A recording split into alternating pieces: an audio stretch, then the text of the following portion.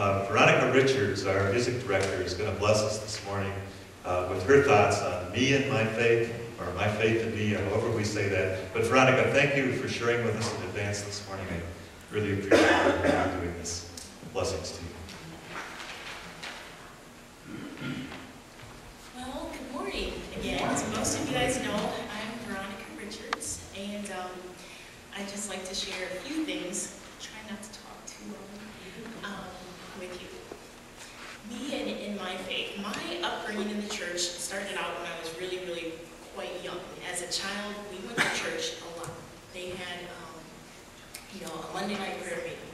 They'd have a Tuesday night business meeting or council meeting. They'd have Bible study and choirs on Wednesday. They'd have a deacon's meeting. My dad was a deacon. I grew up in a Baptist church, so they'd have that. They'd have like a ladies' luncheon on Friday. They'd have a men's prayer breakfast on Saturday. We'd have morning service, Sunday school, and an evening service on Sunday. So literally there was something every single day. And I spent a lot of time as a kid in church. I was taught about prayer, and I grew up with a brother who's 20 months older than me, and a brother who's 20 months younger than me to the day, David and Lewis. And we prayed at meal times and before bed, and then later we got introduced to praying specifically for people that needed our help, that needed our prayer, or needed God's help and our prayer. When I was probably between about 5 and 8 years old, I started praying for the sick people and the elderly people in our church. And I would pray that, that God would heal them, that He would bring them back to church. And at that time, I didn't understand a whole lot about God's will and praying God's will. That certain times and certain points in a person's life, God may call that person home. I didn't understand that at 5 to 8 years old. What I did understand in this early stage of my faith was that everybody that I prayed for ended up passing away. And I didn't like that. I remember very clearly a conversation that I had with my dad, and I said, you know what, I don't want to pray for anybody else because everybody I pray for dies. And again, at this early point in my faith, I had to learn and understand praying God's will. That whatever God's will for this person is, whether it be restoring them to full health or whether it be bringing them home, that praying God's will is something that I started to learn. This new understanding didn't come very quickly, and it was quite a while that I just refused to pray. I said, nope, I'm not praying for anybody specifically because, like I said, I felt like it was my fault. I prayed for these people and they died. They passed away. But pretty soon I started to accept that fact and started praying again. The next phase in my faith, I like to look at it as my accepting Christ phase. And I call it a phase because, I said the sinner's prayer. I accepted Christ into my heart. I invited Him into my heart probably 4 or 5 times. The first time I was probably about 3 years old, and my mom told me this story that she was telling my older brother David and I about Christ, and my older brother accepted Christ. So I said, okay, well, I want to fit in. I want to be accepted too, and I accepted Christ at 3 years old. Now, I don't really remember this happening. I've been told the story over and over again, but I didn't remember it happening. So I thought, well, since I don't remember it, what if I made a mistake? What if I didn't say the prayer right? What if, what if I didn't do it right and I'm not really saved? So, I'd go to other churches, visit other churches, and there was an invitation, and I'd go forward and, say the prayer all over again. And I went to summer camp at about 7 or 8, and I said, well, maybe I didn't say it right last time, maybe I still messed it up. So I would go forward, at summer camp and re-accept Christ again into my life.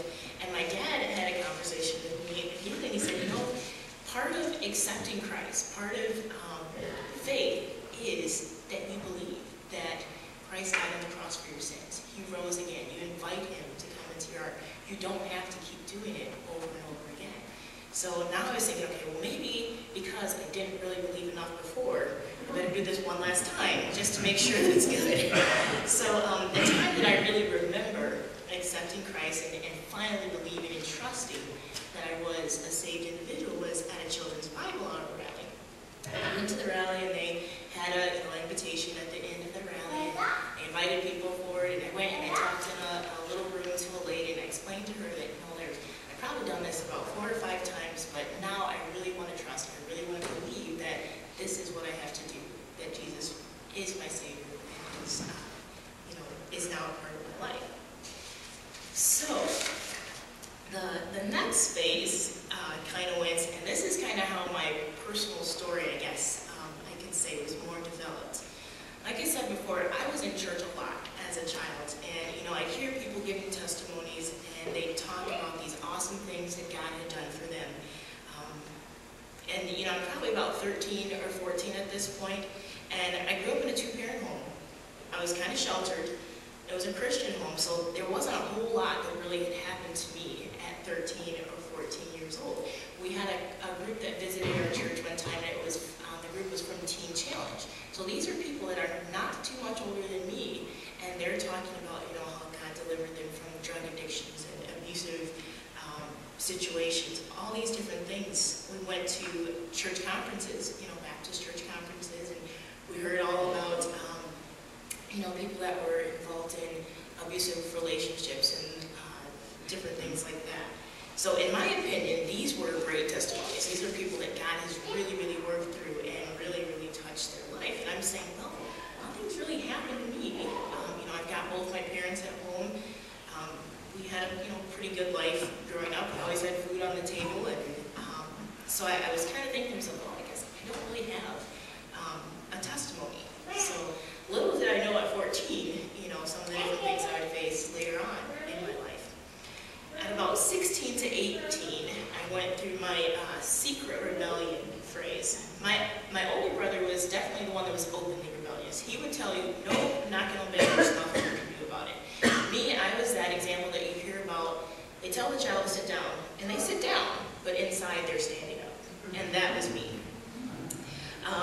Outwardly, I was sitting down, but on the inside, I was completely standing up, not understanding any of the stuff that was going on. Looking back, I think a lot of my compliance in my teen years was really more for acceptance. I was a middle child, and like I said, I had an openly rebellious older sibling, and during this same time, we had opened up our home to several adoptive and foster children. All the parents, or all the children that my parents took in had some type of special needs, whether it was cerebral palsy or a large sibling group. There was a group of 6 at one point in time that my parents took in.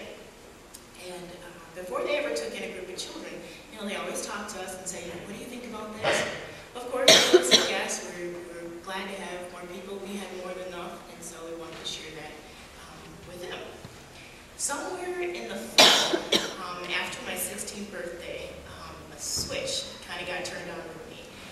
This was my first student recital. I'd been taking piano lessons since I was since I was 7 years old. At 15, I started teaching other people piano lessons, and at 16, I actually had students of my own, and they were going to be in their first recital.